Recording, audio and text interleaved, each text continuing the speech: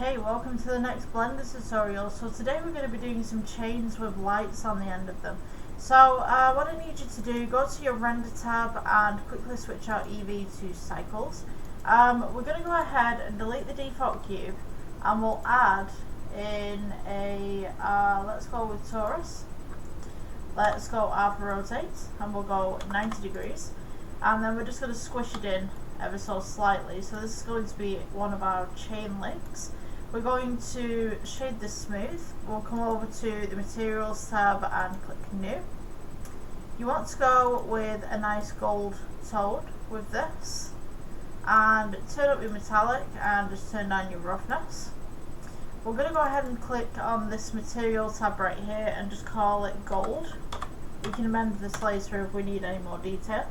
And what we can do, let's go ahead and just press S to shrink this down.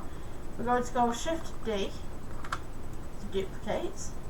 And all you want to do is just bring this up to the point where they would naturally connect underneath, which is just about here. Now, because these are intersecting, we want to change this one to a 90-degree angle. So we're going to go ahead and press alpha rotate and we'll click 90. So now this is the first link of our chain. We're going to go ahead and take this one and this one, holding down shift, and we're going to go Shift D. You can go ahead and put this on a side view if you want to, but we're going to go Shift D and then we'll bring this up to the next part.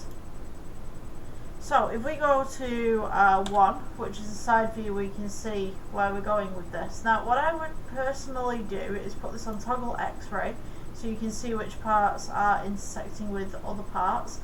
Alternatively, you could add an additional link here if you wanted to. But if I take all of these and we just go Shift D, move this up and make sure that circle is just underneath the link right here.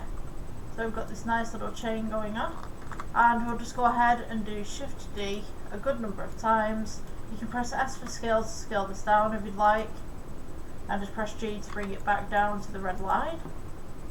So let's go Shift D again, go ahead and duplicate that. So now we've got this nice little chain going on. I'm going to go ahead and press G, bring this up ever so slightly, and all this should be gold the way that we've left it. Now the lighting, personally, I don't quite like these lights. I usually make my own emissions and stuff like that. So I'm going to amend that later on, but first we're going to go ahead and we're going to go and add a, let's go with icosphere. Let's go with G. We can bring this up. And all you want to do is just place your icosphere just on the edge of the link right here. You can have this kind of clipping just slightly if you wanted to. We're going to go with material, new, switch out principal BSDF for glass BSDF and turn down the roughness. So this is what we now have. And what I'm going to do, let's go ahead and add in a cylinder. So all you need to do is just press S to stretch this out. We're going to go right click shade smooth and we're going to go ahead, S for scale, scale it down, G, bring this up, and you're going to go ahead and just place this on the inside of our icosphere as such. Just make sure that it's inside and it isn't coming up from the top, because once we've got this one, oops, yeah, okay, so once we've got this one, we're going to go to materials tab, new, switch out your principal BSDF to emission. I'm going to go with a slight yellow for this, and we're going to go ahead and just increase that strength just as such. So now this is a light source. So if I go ahead and get rid of the original light source in the scene and just delete that, we're going to go ahead and add a plane. S for scale in the plane up. I'm going to go ahead and just find that material again. So this center part right here where we've got the emission. So we can turn the emission off, which means there's no light in the scene, and we can also brighten the emission up. So now we have this nice little light that's hung on a chain and light that's coming down as is. So the light will take a little bit longer to come in. As you can see, there's all these dots around the outside. The computer's working out where the light's going to hit, so don't worry too much about that. What I am going to do though, I'm going to place a wall at the back, so let's go Shift D, and I'm going to go rotate this by 90, just as such. Press G to bring this back,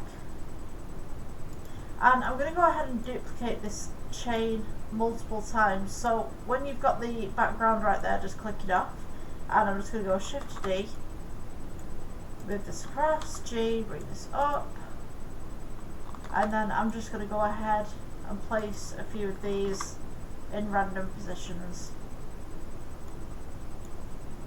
Let's go G there.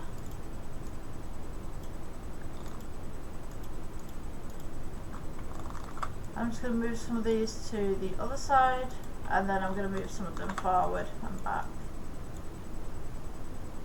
So you've got that nice little kind of chain look. Okay, so now I'm going to go with aligning the camera to view. If it'll let me. Align view, align camera to view. And then I'm going to press G, bring this back.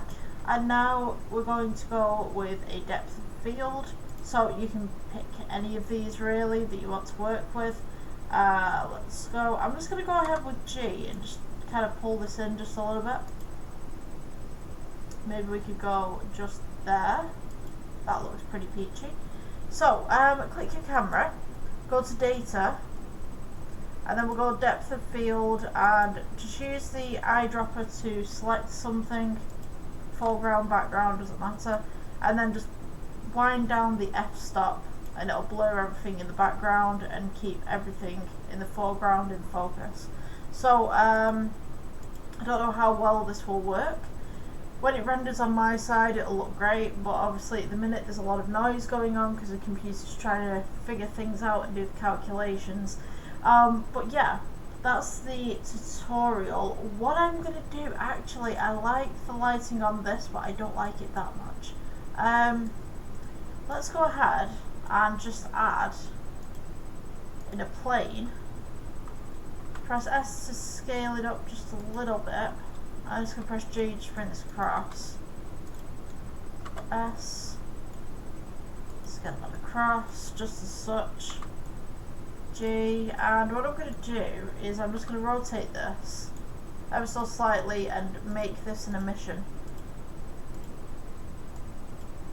Primarily because I want to be able to highlight some of these chains, and I don't think the light's really doing that justice.